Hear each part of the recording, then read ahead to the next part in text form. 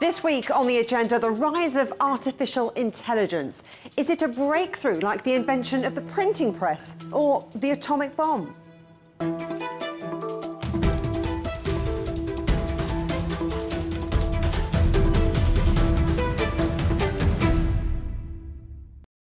When Microsoft founder Bill Gates describes something as fundamental as the creation of the microprocessor, the personal computer, the internet and the mobile phone, the world has to sit up and take notice.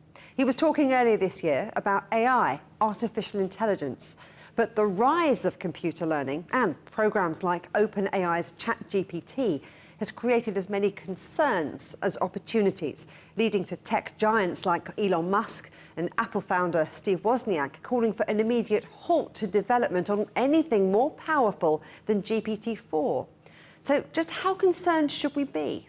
Well, let's start the show by talking to a ChatGPT chatbot. And just so you know, we've added a voice you don't get on the application itself. So welcome to the agenda, ChatGPT. It's great to have you. I'd just like to start by asking you, what's the point of all this? The point of ChatGPT is to provide an advanced conversational experience by leveraging the power of language modeling. It aims to assist users in a wide range of tasks, from answering questions and providing information to engaging in creative and interactive conversations. By simulating human-like responses, ChatGPT strives to understand user input and generate coherent and relevant replies. It serves as a versatile tool for both practical and recreational purposes, facilitating communication, knowledge sharing, and problem solving. Ultimately, ChatGPT aims to enhance user interactions, foster engagement, and provide a valuable conversational resource for various domains and applications. Where do you get all your information? As an AI language model, my responses are generated based on a mixture of licensed data, data created by human trainers, and publicly available data. I have not been directly trained on specific books, websites, or databases. Instead, I have been trained on a diverse range of internet text to develop a broad understanding of human language. It's important to note that while I strive to provide accurate and up-to-date information, my responses may not always reflect the most current news events or developments. News is constantly evolving, and new information can emerge that may change the context or understanding of a given topic. ChatGPT, do you ever make any mistakes? As an AI language model, I can generate responses that may occasionally contain errors or inaccuracies. While efforts have been made to train me on vast amounts of data to provide reliable information, I can still produce incorrect or misleading content. It's crucial to verify and cross-reference the information I provide, especially for critical or sensitive matters. I don't have personal experiences or opinions, and my responses are based on patterns and examples in the data I was trained on. OpenAI encourages users to use my output responsibly and exercise critical thinking when assessing the accuracy and reliability of the information I provide. Are you trained with unethical as well as ethical questions?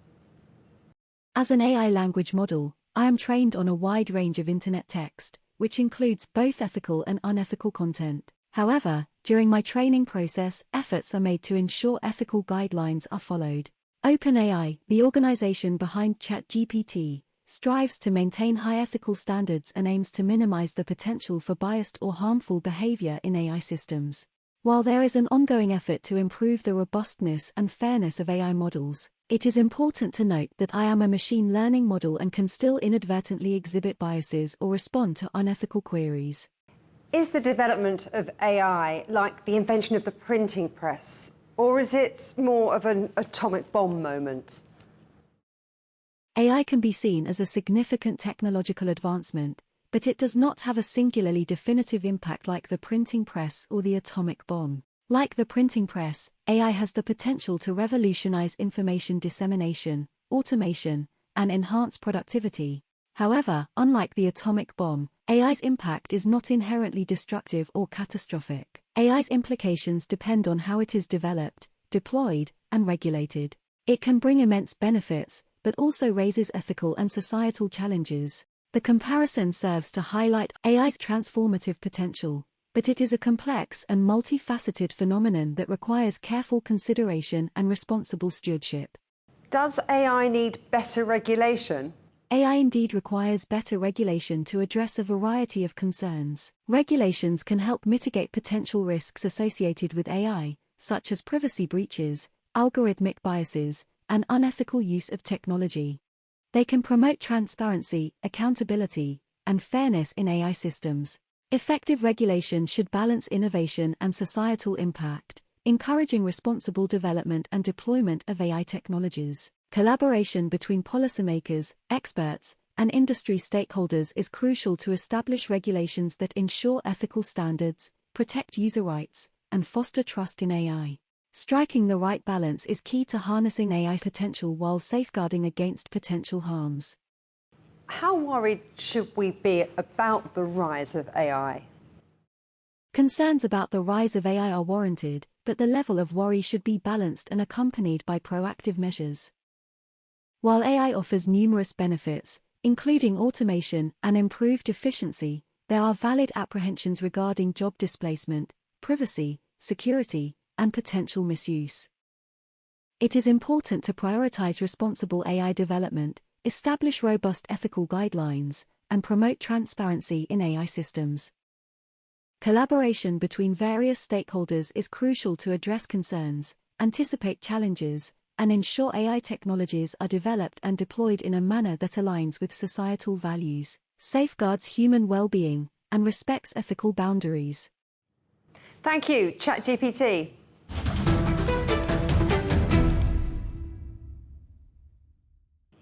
So that's the view from the technology itself. Now let's speak to a human expert, the founding director of Oxford University's Future of Humanity Institute, Professor Nick Bostrom. Professor, thanks ever so much for coming on the programme. Now, I've just had a conversation with ChatGPT, and while there's a fun element to all of this, perhaps because it's so new, testing the technology, maybe trying to trip it up, there are possibilities here that do seem endless, but there are also risks with this technology, aren't there? Well, I think it will be a transformative development, not just for a particular country or a particular company, but really for the human civilization. The transition to a machine intelligence era where machines can not just automate specific tasks, but reach the same full general kind of intelligence that we humans have. And I think that transition will be associated with big risks, including existential risks, as well as enormous opportunities. Just how smart are these chatbots?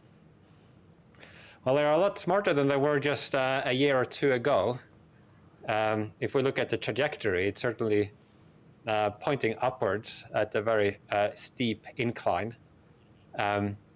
In some areas, they are really very impressive. For example, in terms of coding, they are able to perform many programming tasks and really assist professional programmers. Their knowledge base is obviously enormous. They've read all of internet. And I mean, there are various exams that these systems have managed to pass, medical exams, bar exams, undergraduate physics and mathematics. So it's really quite impressive that this one system is able to achieve this generality of knowledge and then is able to use it kind of creatively and draw inferences from what it's read. So let's talk about the implications of machine learning evolving to that point where these chatbots do become sentient and more human-like. Yeah, well, certainly in some respects, in terms of being more capable, becoming more human-like in the sense of being able to do a wider range of the things that we humans do. That seems very clear, that they will become more human-like in that sense. And then there is like a separate question whether they will become sentient in the sense of having conscious experience. I think there's a lot of uncertainty as to exactly which systems have what level of consciousness, because we don't really understand very well what the criteria for that is, even say amongst animals. But that is certainly also a possibility. Whether they will become more human-like in the sense of having the kinds of personalities and flaws and strengths and foibles and desires and motives that we humans have, that is a lot less clear. They might become less human-like potentially as they become more capable. And that is indeed the source of one of the types of risk that I think will arise with the development of increasingly powerful AI systems. They might have very high capability, but potentially, unless we really get it right, they might have very unhuman-like motivations and objectives. It's almost like you're saying that artificial intelligence systems will do what you ask, but not necessarily what you meant, in which case, can AI ever really think like people? Well, whether they will even do what we ask, I think, is an open question, and it depends really on whether we manage to solve the alignment problem. This is the problem of, from a technical point of view, how to ensure that you get an AI actually to pursue the objectives that you try to specify. Already with current large language models, we've seen examples of failures of alignment. So the Sydney Bing chatbot, when it was first rolled out, sometimes kind of flipped out and started insulting or threatening the users and said offensive things that Microsoft had tried hard to prevent it from saying, but these are giant big black boxes that have potential for behaviors that are very hard to predict. Now, hopefully we will get better at that, at aligning these systems, and there are some really smart people working on this, but it's not a given that that will succeed. And the smarter the systems become, the wider the range of possible behaviors they can manifest, and eventually they will be able to engage in strategic thinking, become situationally aware, and this alignment problem looks quite hard in that situation. So even just getting them to do what we say for them to do and to keep doing that even if they become super intelligent is itself already a challenge. And then there's an additional challenge then to figure out if we could get them to do what we say they should do, what should we actually tell them to do? That adds a further dimension to this whole challenge. So how do we solve the control problem to prevent AI from taking over the world?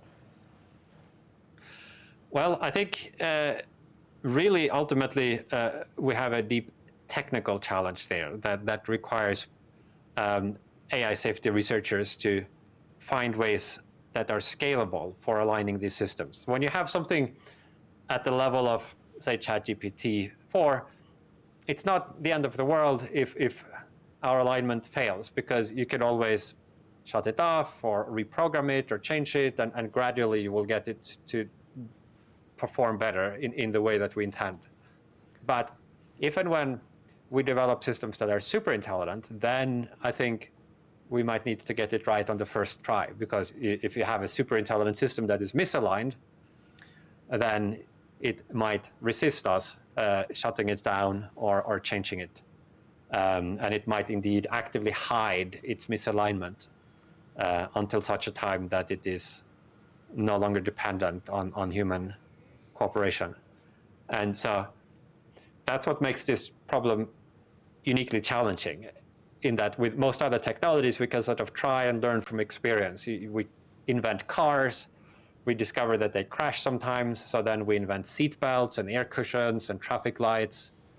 But with machine superintelligence, I think we might only get one shot.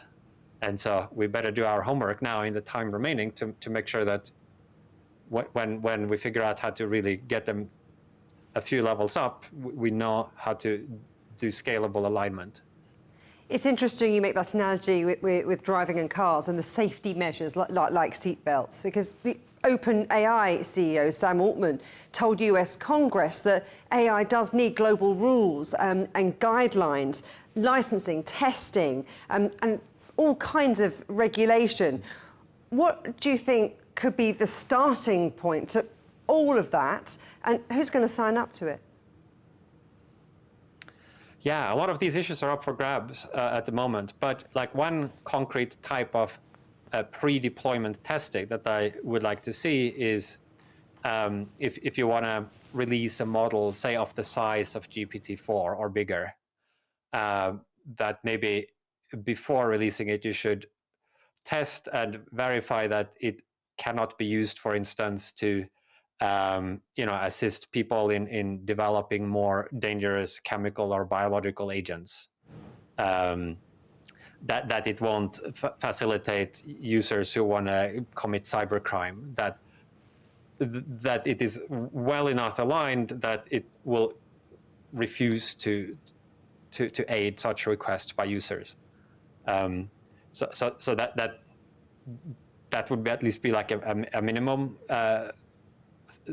like safety constraint that would be relevant even for current systems, because the underlying versions of GPT-4, they would be happy to advise somebody if somebody asked them, like, how can I more efficiently do a school shooting or something. Like the raw version of this model would just happily start to try to give you like ideas and advice, and you need to bring a lot of ammunition clips and like whatever else, and some alignment has been done. How concerned are you about the rise of AI and the speed at which it's developing?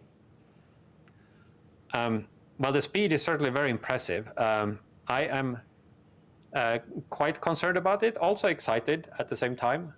I think that ultimately the development of machine superintelligence is sort of a portal through which humanity must passage in order to really unlock a great future. But that transition itself will be associated with significant risk that we should do our best to reduce as much as possible. And that might involve, for example, once you get to the level where you would be able to create the superintelligence, then not to rush forward at maximum speed, but to have the ability, if you're one of these companies or labs or like developing this, to slow down a little bit in the final stages. Maybe to pause for a few months, or to rather than sort of ratchet up all the parameters to the maximum and just sort of surge into radically superhuman levels of capability, to sort of do that really carefully and make sure that we have all the safety measures in place. The risk, however, is that if you have a lot of different labs competing to be the first, or maybe different countries, and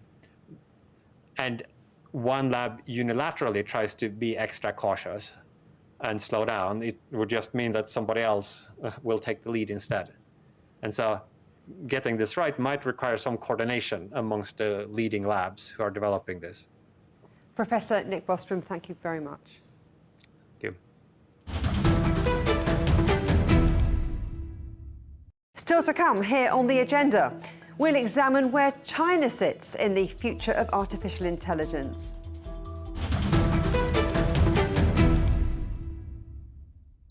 Roger, making you loud and clear. We can try out the wild and the crazy ideas. Nothing can stop an idea whose time is coming. This idea is coming. I actually feel quite comfortable in isolation. We should all be very basic when we're trying to save the world. Awesome! We hope it will happen. We have to live in hope.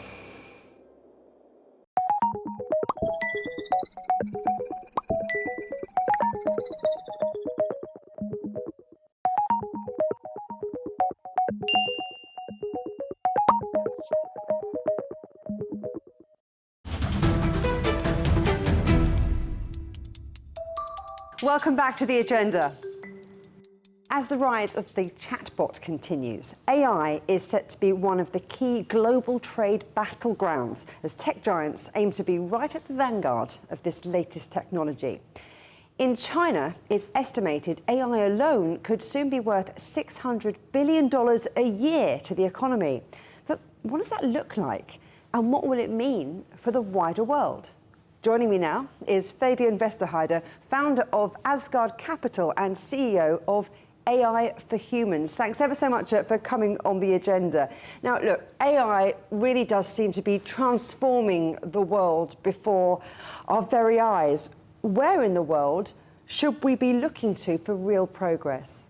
Well, depending a little bit where you are, there are two nations where you should look at, which are in a head race. The one is the United States and the other one is China, each with their strengths and weaknesses. But both of them are the leading forces in AI research, application, funding, and we have to look at both of them.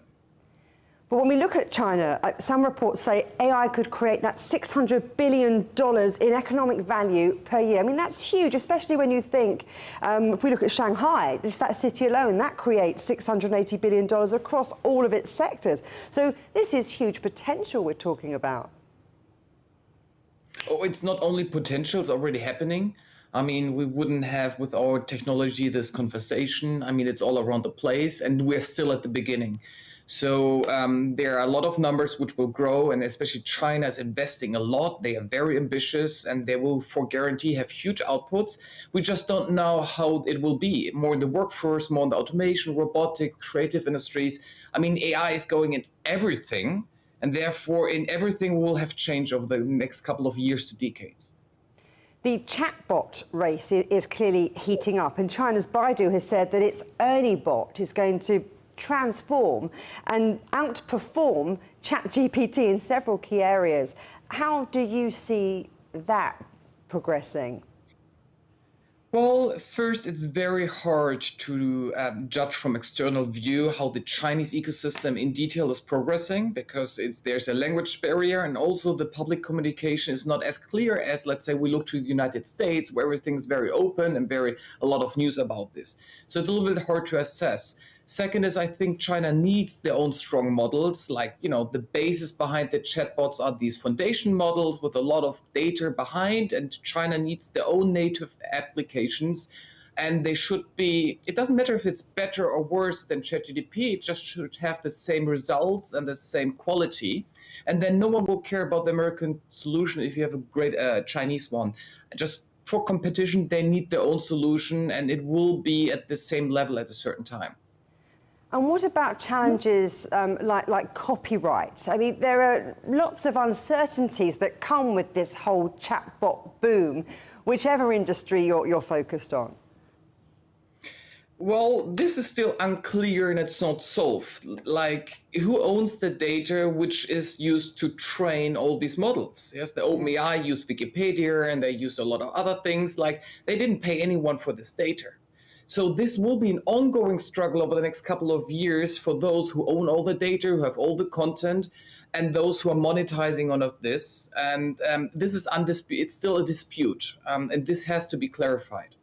And talking of disputes, something else that seems to be overriding a lot of the even diplomatic conversations is the dispute over chips, certainly between China and the West, the United States in particular. What impact do you think that might have on the future of AI?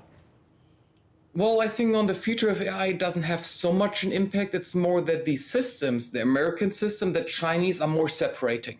So on the short term, China has a disadvantage because they don't get certain chips now to continue the progress.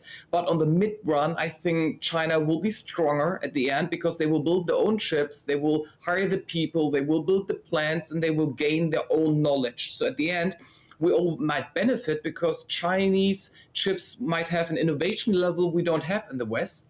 And therefore, it can lead to new good competition where everyone else will be benefiting from. You talk about good competition. That makes me think, too, about rules and regulation. Lots of conversations happening right now, certainly in the European Union, about regulating AI. What kind of rules do you think are needed? Well, as you mentioned, there need to be rules like where's the data coming from? Can you be responsible? So we start at the data level. Is it clean? Is it unbiased? Where is it coming from? Can you vouch for the training data? And then the second is there should be rules like that you can show how you trained your systems for due diligence. If something is going wrong, you should be responsible for it as a company, and you should, be able to make it transparent, because at the end, the goal is to build trust that companies and end users are willing to use these AI tools without thinking well, it will harm us. And the other level, I like all the rules who show that AI is AI and not claiming to be a human. So like deep fakes, deep pictures, so everything around Midjourney and DALL-E for generating pictures, it should have a clear watermark, hey, this content is generated by an AI versus this content is only written by a human. The EU already has some plans in place. It's got this Artificial Intelligence Act that's going to be designed to make Europe a global leader in AI. Well, that's what they're hoping, with plans for huge fines for companies who don't comply with the rules. Do you think that goes far enough?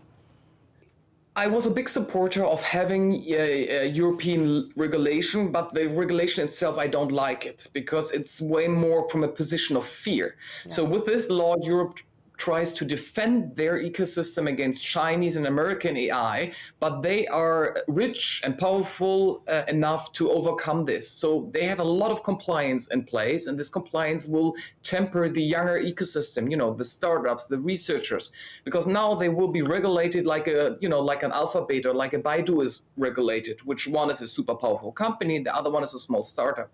So I'm not a fan of this, and I don't think that this law will mean Europe will become a leader in AI. It just means that European AIs might be the best trusted and the safest AI, but not the best performing one. How do you think that companies then are going to need to adapt, maybe adapt their business models so that they can deal with the rise and the fast-changing pace of AI and what's going on in the marketplace? So I personally don't see changes of business models, because at the end the business models are always the same. You're producing was, you're selling was, you know, either consultant or media or whatever.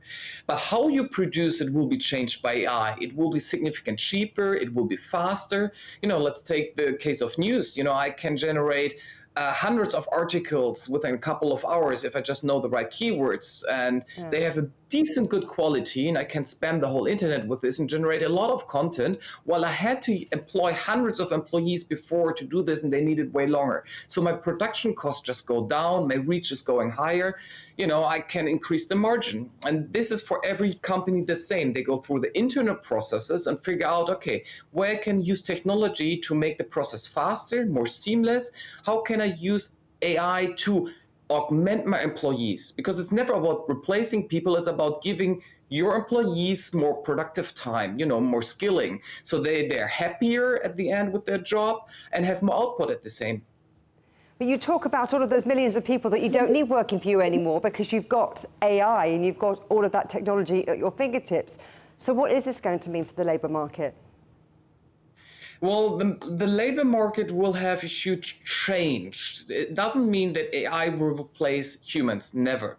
It's more that a human using AI will be more productive than a human without AI. So on the long and short-term run, you will need less people who can't work with AI, who don't know how to use it. So either you hire the right people and replace on this other level, or you use your existing workforce to upskill them. You know, everyone should know how to use ChatGPT. Everyone should know how to use other tools which are in the market, especially focus on their jobs they're currently doing. The interesting about the labor market is that the blue-collar workers, they were already, you know, replaced by robots in the 60s, 70s, and 80s. Today, this wave is not going for blue-collar, it's for white-collar. So everyone sitting in front of a computer, he has a high danger that AI could do his job better at a certain time. If you have a job where you talk to people, where you need emotional intelligence or social interaction, well, you will be safe for another, I would say, 10 years. Oh, good. So you and I are very much safe. Fabian Westerheide, thank you very much. It's been a pleasure talking to you. Thank you for the invitation. You can watch every episode of The Agenda in full on CGTN Europe's YouTube channel. And for exclusive extra content from me, my guests and the rest of the team, don't forget to check out The Agenda Show on TikTok. Coming up soon on The Agenda, why the gap between men and women is as wide as ever and why that matters to the global economy. But for now, from me, Juliet Mann, and from all of the Agenda team here in London, goodbye.